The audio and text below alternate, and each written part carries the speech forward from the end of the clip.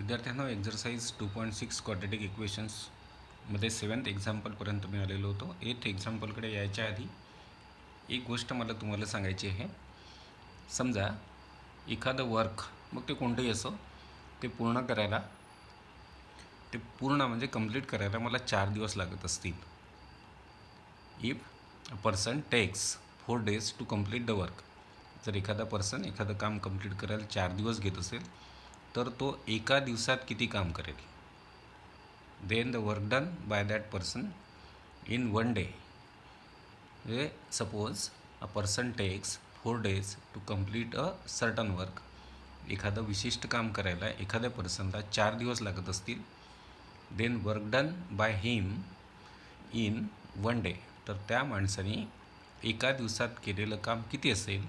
तर तो माणूस, त्याला पूर्ण काम करायला 4 दिवस लागत असतील तर तो एका दिवसात 1/4 ऑफ द कंप्लीट वर्क, म्हणजे कंप्लीट वर्कच्या 1/4 एवढं तो वर्क एका दिवसात करेल. जर मी एखादं काम कंप्लीट करायला 2 दिवस घेत असेल तर मी एका दिवसात किती काम करत असेल? तर मी एका दिवसात काम करेल 1/2, म्हणजे work done bye me in 1 day ते असेल 1/2. याच सिरीजमध्ये जर एखाद्या माणसाने एखादं काम कंप्लीट करायला x दिवस घेतले असतील, if a person takes x days to complete a certain work. समजा एखादं काम कंप्लीट करायला एखाद्या माणसाने x एवढे दिवस घेतले असतील. Then work done by him in 1 day. तर त्यांनी एका दिवसात केलेलं काम ते असेल 1/x. एखाद्या माणसाला एखादं काम कंप्लीट करायला y दिवस लागत असतील, म्हणजे y दिवसात तो ते काम पूर्ण करत असेल तर तो एका दिवसात किती काम करेल? तो एका दिवसात काम करेल 1/y of the total work, म्हणजे टोटल वर्कच्या 1/y एवढं वर्क तो एका दिवसात करेल. तर ह्या सिरीजमध्ये हे लक्षात ठेवून आपल्याला आता प्रॅक्टिस सेट 2.6मधलं हे 8th एक्झाम्पल घ्यायचं आहे. इथे असं आहे की पिंटू टेक्स, म्हणजे पिंटू घेतो 6 days मोर, 6 दिवस जास्त, than those of Nishu to complete certain work. म्हणजे एक विशिष्ट वर्क आहे, ते काम करायला हा पिंटू जो आहे याला 6 दिवस जास्त लागतात निशूपेक्षा. म्हणजे निशू आणि पिंटू हे दोन जे काम करणारे लोक आहेत त्यांच्यापैकी पिंटूला 6 दिवस जास्त लागतात निशूपेक्षा टू कंप्लीट सर्टन वर्क. म्हणजे एक विशिष्ट काम कंप्लीट करायचं असेल त्यांना तर पिंटू हा निशूपेक्षा 6 दिवस जास्त घेतो. इफ दे वर्क, इफ म्हणजे जर, दे म्हणजे ते, वर्क म्हणजे काम करत असतील टुगेदर. जर ते टुगेदर एकत्रित काम करत असतील तर they finish it in 4 days. तर ते त्या कामाला 4 दिवसात पूर्ण करतात. How many days would it take to complete the work if they work alone. जर त्यांनी एकट्याने काम केलं, म्हणजे आपला प्रॉब्लेम असा आहे की निशू आणि पिंटू असे दोन व्यक्ती आहेत. पिंटूला आणि एक सर्टन काम त्यांना करायचं आहे, एक विशिष्ट काम त्यांना कंप्लीट करायचं आहे. जर एकट्याने काम केलं तर पिंटूला ते काम कंप्लीट करायला निशूपेक्षा 6 दिवस जास्त लागतात. आणि दोघांनी मिळून जर वर्क केलं तर ते 4 दिवसातच ते काम कंप्लीट करतात. तर आपल्याला काढायचं आहे how many days would it take to complete the work if they work alone. जर त्यांनी एकट्याने काम केलं तर प्रश्न आहे हाऊ मेनी म्हणजे किती, डेज म्हणजे दिवस, would it take to complete work if they work alone. जर त्यांनी एकट्याने काम केलं तर त्या प्रत्येकाला ते काम कंप्लीट करायला किती दिवस लागतील. आता इथे आपण असं करू की पिंटूला निशूपेक्षा 6 दिवस जास्त लागतात वर्क कंप्लीट करायला, म्हणजेच निशूला 6 दिवस कमी लागतात. मग असं करू आपण, हे प्रॅक्टिस सेट 2.6मधलं 8th एक्झाम्पल आहे. आता आपण इथे 2 पद्धतीने घेऊ शकतो. जर पिंटूला एक्स दिवस लागत असतील तर निशूला मग त्याच्यापेक्षा 6 दिवस कमी लागतात, कारण पिंटू 6 दिवस जास्ती घेतो आहे, म्हणजेच निशू 6 दिवस कमी घेतो आहे. जर निशूला आपण एक्स डेज घेतले तर पिंटूला मग लागतील x+6 डेज. मग मी असं करतो, let Nishu takes x days to complete. समजा लेट म्हणजे समजा निशू टेक्स हा 8th प्रॉब्लेम आहे आणि हे त्याचं सोल्युशन आहे. Let Nishu takes x days to complete the work alone. समजा निशू एक्स दिवस घेतो to complete the work alone, म्हणजे एकट्याने काम पूर्ण करायला निशू एक्स दिवस घेतो. आता पिंटू जो आहे याला 6 दिवस जास्त लागतात. देअरफॉर पिंटू विल टेक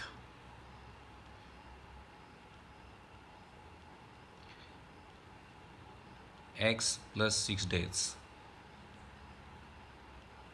म्हणजे पिंटू घेईल x+6 दिवस, कारण निशूपेक्षा पिंटूला 6 दिवस जास्त लागतात आहे टू कंप्लीट, किंवा मग फिनिश पण शब्द आपण वापरू शकतो, फिनिश द सेम वर्क.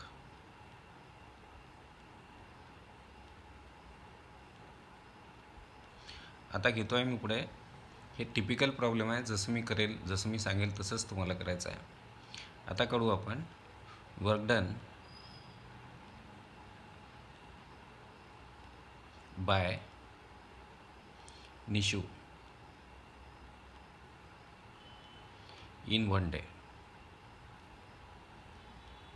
निशूने एका दिवसात केलेलं काम. आत्ताच मी तुम्हाला समजावून सांगितलं होतं की एखाद्याला एक काम पूर्ण करायला एक्स दिवस लागत असतील तर तो एका दिवसात किती काम करेल, 1/x एवढं काम करेल. तर निशूला काम पूर्ण करायला, काम कंप्लीट करायला एक्स दिवस लागतात. तर मला पाहिजे आहे work done by Nishu in 1 day. निशूने एका दिवसात केलेलं काम असेल 1/x, कारण एक्स दिवसात जर तो पूर्ण काम कंप्लीट करतो तर एका दिवसात तो काम करेल 1/x एवढं. And work done bye Pintu in 1 day. हे जरा मी लेंदी सांगतो आहे, पण हे लेंदी जर मी तुम्हाला सांगितलं तर तुमच्या जास्त लक्षात येईल आणि सोपं पण होईल. तर work done bye Pintu in 1 day. आता आपल्याला काढायचं आहे पिंटूने एका दिवसात केलेलं काम. आता पिंटू पहा काम किती दिवसात कंप्लीट करतो, x+6 एवढ्या दिवसामध्ये हा काम फिनिश करतो, म्हणजेच कंप्लीट करतो. तर पिंटूला काम करायला, पूर्ण करायला x+6 दिवस लागतात. मग हा एका दिवसात किती काम करेल, आपल्या आधी मी सांगितलेल्या हिशोबानुसार याला जर काम कंप्लीट करायला पिंटूला x+6 एवढे दिवस लागत असतील तर हा एका दिवसात काम करेल 1/x+6. हा 2 दिवसात काम करेल 2/x+6. 3 दिवसात किती काम करेल, 3/x+6. निशूचं पण तसं आहे.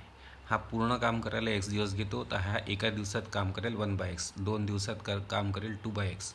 म्हणजे निशू एक्स दिवसात काम पूर्ण करतो तर निशू एका दिवसात किती काम करेल, 1/x. पिंटू x+6 एवढ्या दिवसांमध्ये काम पूर्ण करतो, तो एका दिवसात काम किती करेल, 1/x+6. आता घेतो आहे मी therefore work done by both together in 1 day. आता मला पाहिजे दोघांनी एकत्र एका दिवसात केलेलं काम. मी लिहिलं आहे work done by both together in 1 day. By both म्हणजे दोघांनी, टुगेदर म्हणजे एकत्र, म्हणजे दोघांनी एकत्र एका दिवसात केलेलं काम. तर हा निशू एका दिवसात किती काम करतो, 1/x, आणि प्लस पिंटू एका दिवसात किती काम करतो, 1/x+6. मग दोघांनी एका दिवसात किती काम केलं असेल, तर दोघांनी एकत्र एका दिवसात केलेलं वर्क असेल निशू करेल एका दिवसामध्ये 1/x एवढं काम पूर्ण करेल, आणि पिंटू एका दिवसात काम पूर्ण करेल 1/x+6. आणि मग दोघांनी मिळून एका दिवसात दोघं मिळून किती काम करतील, तर 1/x म्हणजे निशूने केलेलं वर्क प्लस पिंटूने केलेलं वर्क, असं 1/x प्लस 1/x+6 एवढं काम ते एका दिवसामध्ये पूर्ण करतील. आता याला मी 1 नंबर टाकतो इथे, स्टेटमेंट नंबर 1. तर हे आहे आपलं दोघांनी एकत्रितरित्या एका दिवसात केलेलं वर्क. मी पुन्हा याला रिपीट करतो. हे एवढं आहे दोघांनी एकत्रितरित्या एका दिवसात पूर्ण केलेलं वर्क. आणि हे आहे आपल्या सपोजिशननुसार, म्हणजे जे आपण सपोज केलं होतं. समजा निशू काम पूर्ण करायला 1 दिवस घेतो, मग पिंटूला 6 दिवस जास्त लागतात, म्हणून मग पिंटू तेच काम कंप्लीट करायला x+6 दिवस घेतो. मग एका दिवसात निशू किती काम करतो, तर पूर्ण काम करायला x दिवस लागतात, तर एका दिवसात काम करेल निशू 1/x. नंतर पिंटूला पूर्ण काम करायला x+6 दिवस लागतात, तो एका दिवसात काम करेल 1/x+6. मग बाय बोथ म्हणजे दोघांनी टुगेदर म्हणजे एकत्र जर काम केलं तर ते एका दिवसात किती काम करतील, तर एका दिवसात दोघांनी जर एकत्र काम केलं, निशूचं काम एका दिवसाचं 1/x होईल, प्लस पिंटूचं एका दिवसाचं काम 1/x+6, असे दोघं मिळून एका दिवसात वर्क करतील 1/x प्लस 1/x+6. हे आहे दोघांचं एका दिवसाचं दोघांनी एकत्रितरित्या एका दिवसात केलेलं वर्क. आणि हे आहे जे आपण सपोज केलं होतं त्याच्यानुसार, म्हणजे सपोजिशननुसार. पण आपल्याला गिव्हनच आहे की दोघंजण जर एकत्र काम केलं तर ते 4 दिवसात काम कंप्लीट करतात.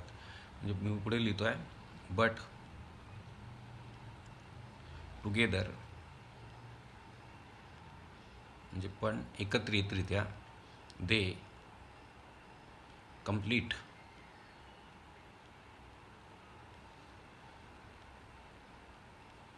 The work in 4 days. हे आपल्याला गिव्हन आहे. पण गिव्हनच आहे आपल्याला, दोघांनी जर एकत्र काम केलं तर but together they complete the work in 4 days. पण एकत्रित जर त्यांनी काम केलं तर ते 4 दिवसात वर्क कंप्लीट करतात. तर हे जे गिव्हन आहे याच्यानुसार आता तोच हिशोब तुम्ही लावा. दोघंजण जर एकत्र 4 दिवसात काम पूर्ण करत असतील तर दोघंजण एकत्र एका दिवसात किती काम करतील, तर कंप्लीट काम करायला या दोघांना 4 दिवस लागत असतील, तर ह्या दोघांना हे दोघंजण एका दिवसामध्ये किती काम करतील. जो हिशोब मी तुम्हाला सांगितला होता की पूर्ण काम करायला जर 4 दिवस लागतात दोघांना, तर एका दिवसात दोघं मिळून 1/4 एवढं काम ते करतील. मग मी लिहिलं इथे जे गिव्हन आहे त्याच्यानुसार. आता सपोजिशननुसार दोघांनी मिळून एका दिवसात केलेलं वर्क आहे 1/6 प्लस 1/x+6. पण आता जे गिव्हन आहे त्याच्यानुसार दोघं मिळून जर यांनी काम केलं तर ते 4 दिवसात काम पूर्ण करतात आहे. मग therefore work done by both together in 1 day. आता तो हिशोब लावा मुलांनो, जो मी तुम्हाला सांगितला होता. दोघं मिळून एक काम पूर्ण करतात 4 दिवसात. मग 4 दिवसात जर हे दोघं मिळून काम पूर्ण करतात तर एका दिवसात हे दोघं मिळून किती काम करतील, एका दिवसात हे काम करतील 1/4 एवढं टोटल वर्कच्या. आता पहा इथे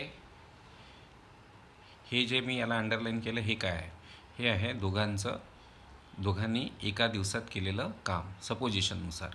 आणि हे काय आहे, हे सुद्धा आहे दोघांनी एका दिवसात केलेलं काम हे गिव्हननुसार. मग आता स्टेटमेंट नंबर 1 सांगते आपल्याला work done by both together in 1 day. दोघांनी टुगेदर एकत्रितरित्या एका दिवसात केलेलं वर्क 1/6 प्लस 1/x+6. आणि हे काय आहे, हे आहे work done by both together in 1 day. हे सुद्धा आहे दोघांनी एका दिवसात केलेलं काम. हे आहे दोघांनी एका दिवसात केलेलं काम सपोजिशननुसार, आणि हे आहे दोघांनी एका दिवसात केलेलं काम गिव्हननुसार. सपोजिशननुसार निशू एक काम x दिवसात पूर्ण करतो, तर हा एका दिवसात काम करतो आहे 1/x एवढं. पिंटूला 6 दिवस जास्त लागतात निशूपेक्षा. निशू एक्स दिवसात पूर्ण करतो, तर हा मग x+6 दिवसात पूर्ण करतो एकटा. तर हा एकटा एका दिवसात काम करतो 1/x+6. मग दोघांनी जर एकत्र काम केलं तर वर्क डन म्हणजे केलेलं काम बाय बोथ म्हणजे दोघांनी टुगेदर म्हणजे एकत्र इन 1 डे. तर दोघांनी मिळून एकत्र एका दिवसात किती काम केलेलं असेल? निशू करेल 1/x प्लस पिंटू करेल 1/x+6 एवढं वर्क. हे असेल दोघांचं एकत्रित एका दिवसाचं काम. पण टुगेदर म्हणजे एकत्रितरित्या दे complete the work in 4 days. पण ते एकत्र जर त्यांनी काम केलं तर ते काम पूर्ण करतात 4 दिवसामध्ये. हे गिवन आहे आपल्याला, कंडिशन दिलेली आहे आपल्याला ही. मग त्याच्यानुसार आपण जो तुम्हाला हिशोब सांगितला तर पहिल्यांदा की दोघं मिळून जर 4 दिवसात पूर्ण काम करतात, कंप्लीट करतात, तर मग work done by both together in 1 day. पूर्ण काम करायला 4 दिवस लागत असतील दोघांना, तर मग एका दिवसात काम करतील 1/4. तर आता हे आणि हे दोन्ही जे आहेत हे आहेत दोघांनी मिळून एका दिवसात केलेलं काम. हे बघा, work done by both together in 1 day. आणि हे सुद्धा काय आहे? Work done by both together in 1 day. हे आहे दोघांचं एका दिवसाचं काम. सपोज जे आपण केलं होतं त्याच्यानुसार, म्हणजे त्याला मी सपोजिशननुसार म्हणतो. आणि हे सुद्धा आहे दोघांनी मिळून एका दिवसात केलेलं काम. ही क्वांटिटी आणि ही क्वांटिटी सेम आहे. हे आहे दोघांनी मिळून एका दिवसात केलेलं वर्क. आणि हे सुद्धा आहे दोघांनी मिळून एका दिवसात केलेलं वर्क.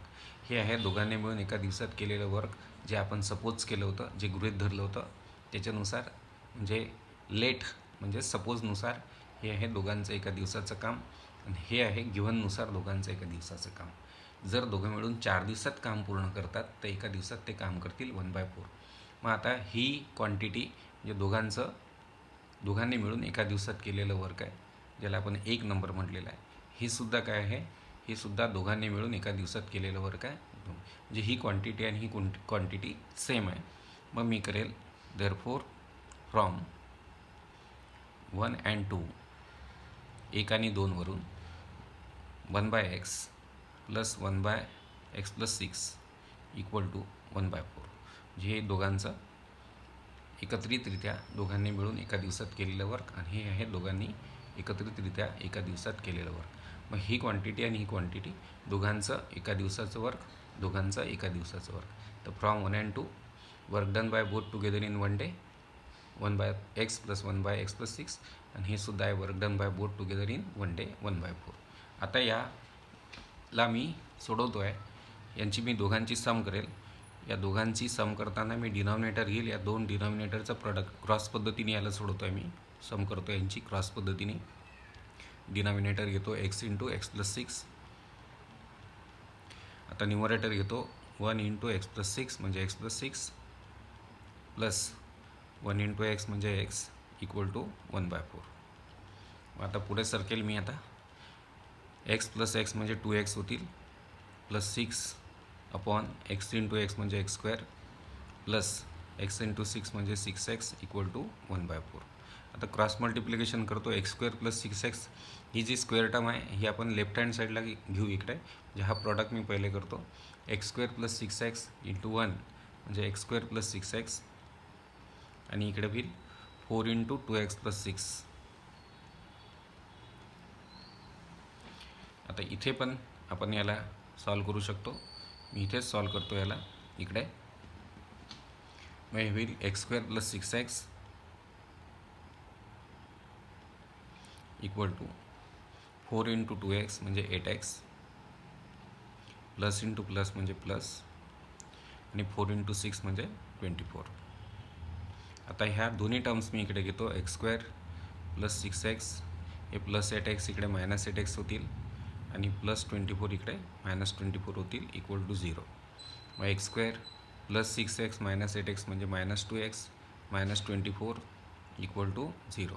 मग आता स्क्वेअर टर्मचा कोएफिशियंट +1 आणि कॉन्स्टंट मायनस 24. तर प्लस × मायनस मायनस होतील. इकडे घेतो आम्ही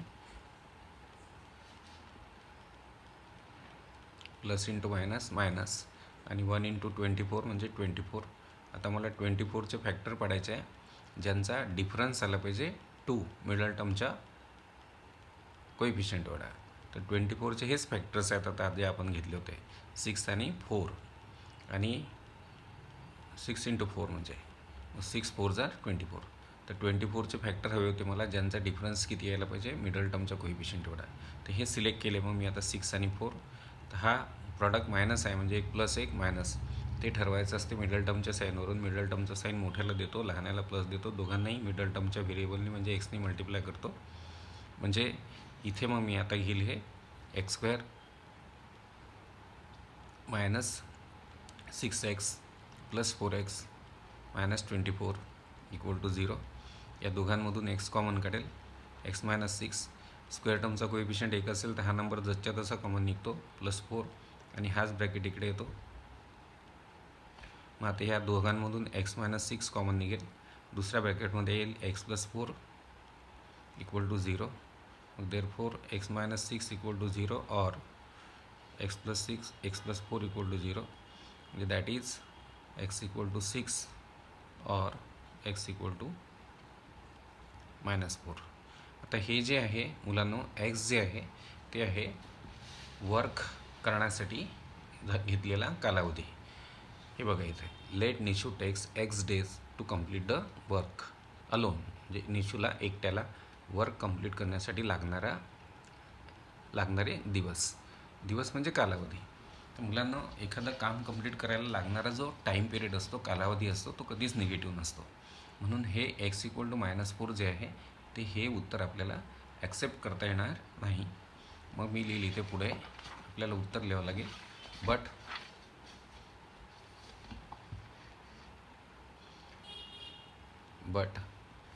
टाईम पिरियड म्हणजे कालावधी टू कंप्लीट द वर्क मग ते कोणतेही असो, ते कंप्लीट करण्यासाठी लागणारा टाईम पिरियड म्हणजे कालावधी कॅनॉट बी निगेटिव्ह. हा निगेटिव्ह असू शकत नाही. Therefore x equal to -4 is not acceptable.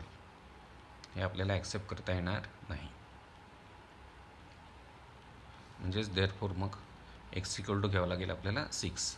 मग उत्तर लिहितो आहे मी, therefore Nishu will take x days घेतो हा, म्हणजेच 6 डेज टू कंप्लीट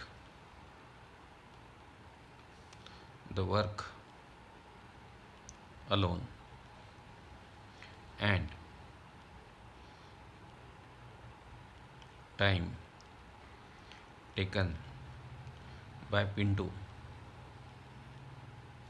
हा असेल x प्लस 6 डेज, म्हणजेच 6 प्लस 6 डेज म्हणजेच 12 डेज. म्हणजे निशू ते काम 6 दिवसात पूर्ण करेल एकटा, तर पिंटू तेच काम पूर्ण करायला 12 दिवस घेईल. तर अशा पद्धतीने हे एक्झाम्पल आपल्याला इम्पॉर्टंट एक्झाम्पल आहे मुलांना. हे एक्झाम्पल आपल्याला समजून घ्यायला पाहिजे. मग मी नेक्स्ट एक्झाम्पलकडे येतो आता. नेक्स्ट एक्झाम्पल आहे, इफ 460 जर 460ला divided by a natural number, 460ला तुम्ही नॅचरल नंबरने डिवाईड केला तर कोशंट इज 6 मोर. कोशंट हा 6 जास्त असेल दॅन 5 टाइम्स द डिव्हायझर. म्हणजे 460 हा जो नंबर आहे याला जर तुम्ही एका नॅचरल नंबरने डिवाईड केला तर कोशंट म्हणजे भागाकार असेल 6 जास्त कुणापेक्षा 5 टाइम्स द डिव्हायझर, म्हणजे डिव्हायझरच्या 5 पटीपेक्षा 6 जास्त कोशंट असेल, आणि रिमाइंडर असेल 1. Find quotient and divisor. Quotient काढा आणि डिव्हायझर काढा. हे 9th एक्झाम्पलकडे मी आता येतो आहे. 9th एक्झाम्पलचं सोल्युशन घेतो आहे मुलांना मी. तर इथे इन धिस प्रॉब्लेम हिअर ज्याला आपण डिव्हाइड करत असतो, इथे पहा तुम्हाला dividend equal to divisor into quotient plus remainder हा फॉर्म्युला घ्यायचा आहे. एक नंबर आहे 460, त्याला एका नॅचरल नंबरने तुम्हाला डिवाईड करायचं आहे, आणि नॅचरल नंबरने त्याला एका नॅचरल नंबरने त्याला डिवाईड केल्यावर 460ला तुमचा जो कोशंट येतो आहे तो आहे 6 मोर म्हणजे 6 जास्त, डिवायझरच्या 5 पटीपेक्षा 6 जास्त. तर इथे हिअर लेट द डिवायझर म्हणजे आपण ज्याने भागतो तो, डिवायझर नॅचरल नंबर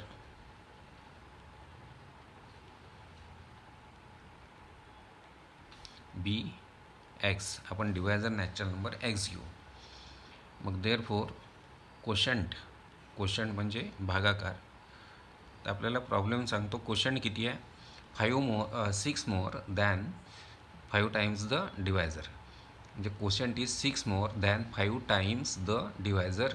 कोशंट हा डिवायझरच्या 5 पटीपेक्षा 6 जास्त आहे. तो कोशंट होईल, डिवायझर एक्स आहे तुमचा, तर एक्सच्या म्हणजे डिवायझरच्या 5 पटीपेक्षा म्हणजे 5x जास्त म्हणजे प्लस कितीनी जास्त, 6 जास्त. तर हा असेल तुमचा कोशंट हे दिलेल्या कंडिशननुसार. मग आता रिमाइंडर जो आहे तो दिलेला आहे तुम्हाला 1, आणि डिव्हिडंड जो आहे इथे तुमचा, डिव्हिडंड म्हणजे ज्याला तुम्ही डिवाईड करून राहिले तो आहे 460. तर आपला प्रॉब्लेम असा होता 460 जो आहे याला एका नॅचरल नंबरने डिवाईड करायचा आहे. तर कोशंट येणार आहे डिवायझरच्या 5 पटीपेक्षा 6 जास्त आणि रिमाइंडर येणार आहे 1. तर तो डिवायझर कोणता आणि कोशंट काय हे आपल्याला 2 गोष्टी विचारलेल्या होत्या. तर आपण डिवायझर घेतला, डिवायझर नॅचरल नंबर आहे, मग डिवायझर नॅचरल नंबर आपण घेतला एक्स, म्हणजे ज्याने आपण भागणार आहोत तो नॅचरल नंबर आपण एक्स घेतला. मग जे कंडिशन दिली होती कोशंट किती आहे, हा डिवायझरच्या म्हणजे एक्सच्या 5 पटीपेक्षा म्हणजे 5x मोर म्हणजे प्लस 6 मोर म्हणजे +6, हा झाला तुमचा कोशंट. तर डिवायझर आणि कोशंट दोन्ही तुम्हाला काढायचे आहे. आणि इथे लक्षात घ्या ज्याने डिवाईड करायचं आहे तो जो नंबर आहे ज्याला आपण डिवायझर म्हणतो तो नॅचरल नंबर आहे. रिमाइंडर 1 दिला आहे आणि कोणाला डिवाईड करताय तुम्ही, 460ला.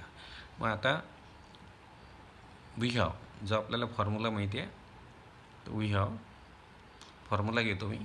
फॉर्म्युला असतो divisor into quotient plus remainder equal to dividend. Divisor into quotient plus remainder equal to, हा फॉर्म्युला तुम्ही 7th स्टँडर्डपासून जवळपास शिकून राहिलेला आहे. डिवायझर, कोशंट, रिमाइंडर आणि डिव्हिडंडमधलं रिलेशन. तर इथे डिवायझर आहे तुमचा एक्स इंटू कोशंट आहे तुमचा 5x + 6 प्लस रिमाइंडर आहे तुमचा 1 आणि डिव्हिडंड आहे तुमचा 460. मग एक्स इंटू 5x होईल 5x² plus into plus plus x into 6 6x, हा प्रॉडक्ट घेतला मी, +1 इक्वल टू 460. आता पुढे सरकू आपण, 460ला इकडे घेऊ आपण, 5x² + 6x + 1 - 460 इक्वल टू 0. मग हे 5x² + 6x इथे आता मायनस येईल, कारण एक प्लस आणि एक मायनस असेल तर आपण दोघांचा डिफरन्स घेतो, मोठ्याचं साईन देतो. इथे येईल मायनस, आणि 460मधून एक प्लस आहे एक मायनस आहे म्हणजे दोघांचा डिफरन्स घ्यावा लागेल, मोठ्याचं साईन द्यावं लागेल. तर 460मधून 1 गेला म्हणजे 459 आणि मोठ्याचं चिन्ह म्हणजे साईन मायनस इक्वल टू 0. आता आपल्याला काय करायचं आहे मुलांना, आपल्याला आता फॅक्टर्स पाडायचे आहेत. पहिल्यांदा हे सिम्प्लिफाय होते का पहा, याच्यामध्ये मोठे नंबर आहेत, सिम्प्लिफाय होतो का, हे इक्वेशन सिम्प्लिफाय होतं का, म्हणजे जे कोएफिशियंट्स आहेत त्या सगळ्यांना भाग जाणारी एखादी कॉमन संख्या आहे का आपण ते पाहू. तर 5, 6 आणि 459 या तिघांना जर मी 5ने डिवाईड करायला गेलो तर 5ने 6लाही भाग जात नाही, 459ला जात नाही. आणि 6नी जर मी सिम्प्लिफाय करायला गेलो डिवायडिंग द इक्वेशन बाय 6, तर 6नी 5ला भाग जात नाही, 459ला पण भाग जात नाही. मग आता हे सिम्प्लिफाय होतं का, म्हणजे कोएफिशियंट आपण सिम्प्लिफाय करू शकतो का, नाही करू शकत. मग आपण नेहमीच्या पद्धतीने सोडवू. आता इथे तुम्ही एक गोष्ट लक्षात घ्या, काय करावं लागेल,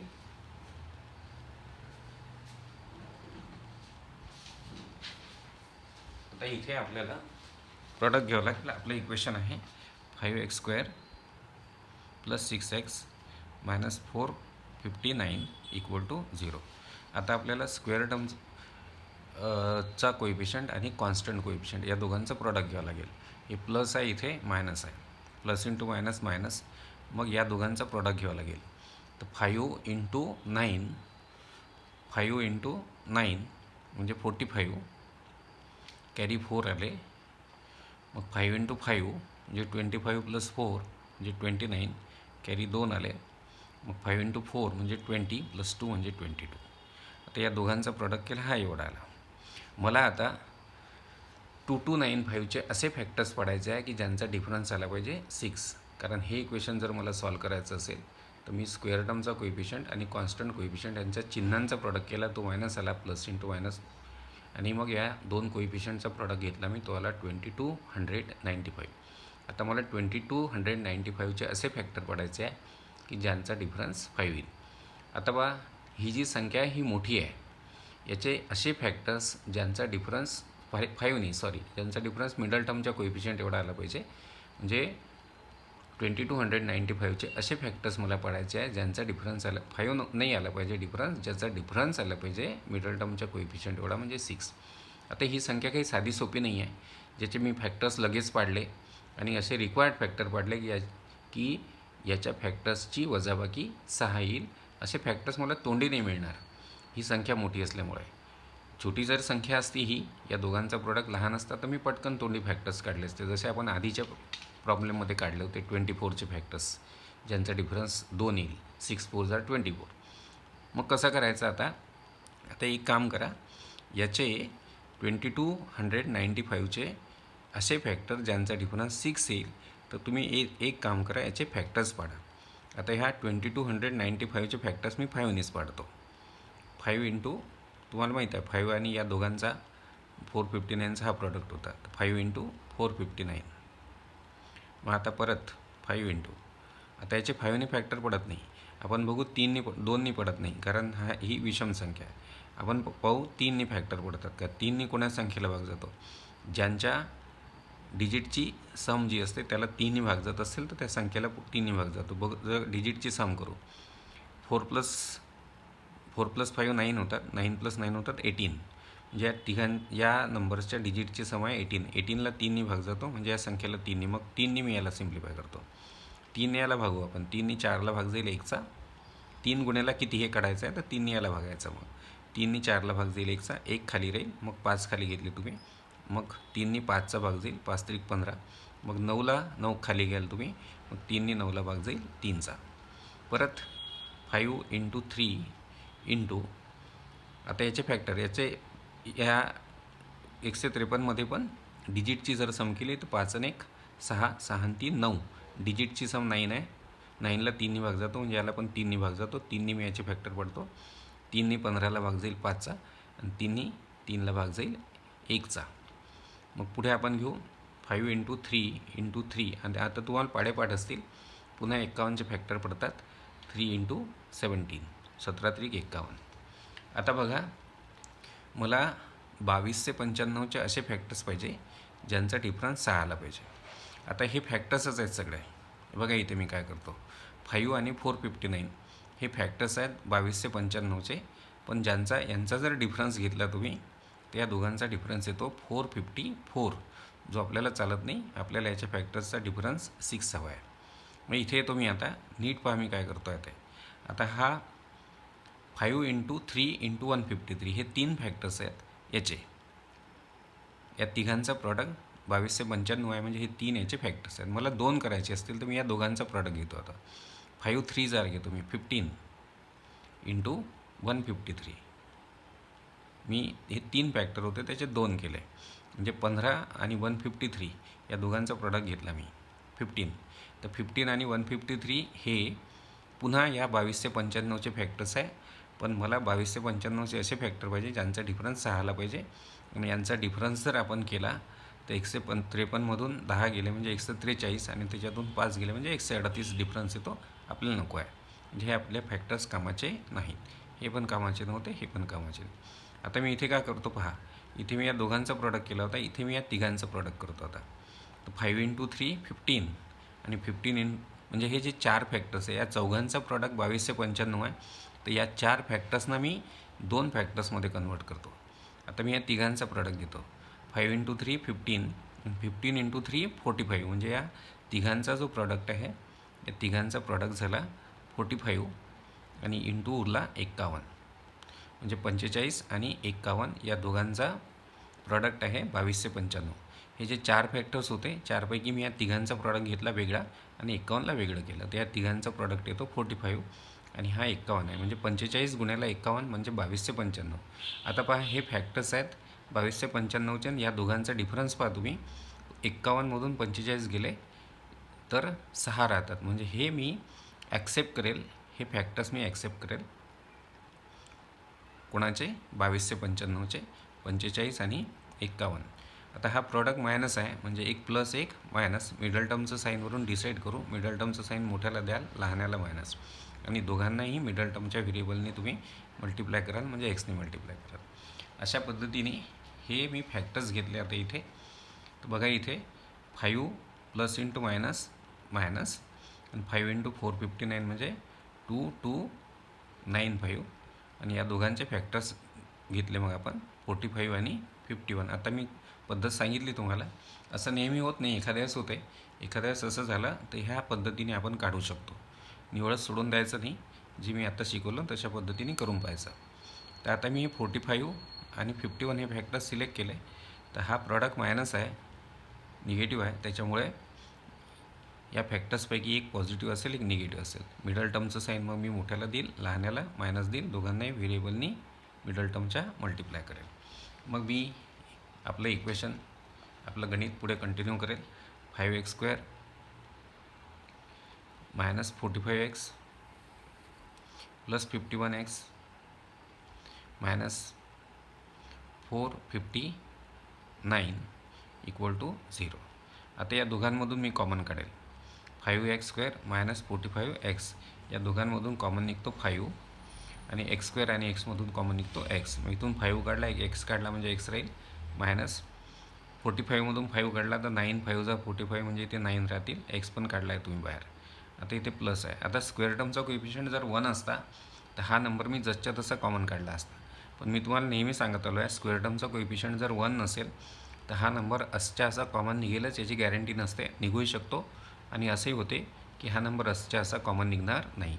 आपण एक काम करू, 51 कॉमन निघते का बघू. जरा 51ला इथे 9 आहेत ना, मग 51 × 9 करून पाहू आपण. तर 9 1 जार 9 आणि 9 5 जार 45 म्हणजे 51 आणि 9चा गुणाकार येतो 459. तर 459 हा 51 जो आहे हा 459चा फॅक्टर आहे. मग इथे फॅक्टर जर असेल तर हा 51 आणि 459 यांच्यामधून मग हा 51 कॉमन काढतो मी. एक्स आहे, इकडे एक्स नाही आहे, म्हणजे फक्त या दोघांमधून 51च कॉमन निघतो. मग 51 कॉमन काढल्यावर इकडे एक्स मायनस 9 आहे, इकडे पण एक्स मायनस 9. तुम्हाला माहिती आहे 51 9 जार 459. आता एक्स मायनस 9 कॉमन निघेल.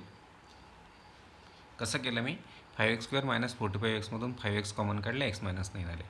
मग स्क्वेअर टर्मचा कोइफिशियंट जर 1 नसेल, 1पेक्षा वेगळा असेल तर हा नंबर जसच्या तसं कॉमन निघेलच, याची गॅरंटी नाही. निघू शकतो आणि निघत नाही असं पण होतं आहे.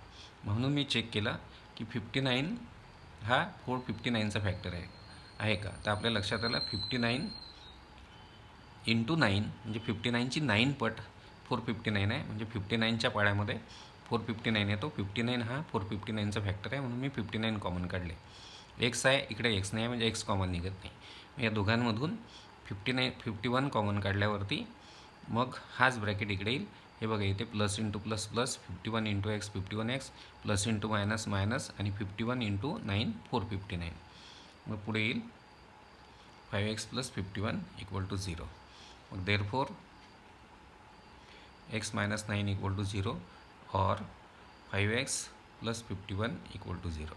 हे होईल x = 9 or इथे होईल 5x = -51 आणि x होईल मग -51/5. आता हा 5ने काही -51ला भाग जात नाही. आता आपला x कोण होता, आपला x होता डिव्हायझर आणि तो नॅचरल नंबर आहे असं आपल्याला म्हटलेलं आहे. मग मी इथे लिहिल बट नॅचरल नंबर